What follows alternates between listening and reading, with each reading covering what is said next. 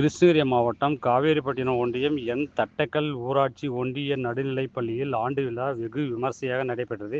இவ்விழாவிற்கு ஊர் கவுண்டர் சக்கரவர்த்தி மற்றும் காவேரிப்பட்டினம் வட்டார கல்வி அலுவலர் சபிக் ஜான் அவர்கள் தலைமை தாங்கினர்.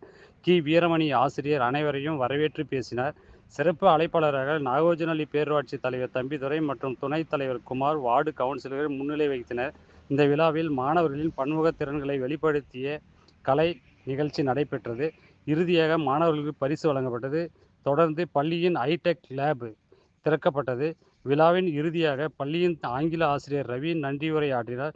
மேலும் பள்ளியில் புதியதாக இந்த ஆண்டு தட்டக்கல் பகுதியைச் சேர்ந்த பொதுமக்கள் தங்கள் குழந்தைகளை ஆர்வத்துடன் 1ஆம் வகுப்பில் 12 மாணவர்களை சேர்த்தனர்.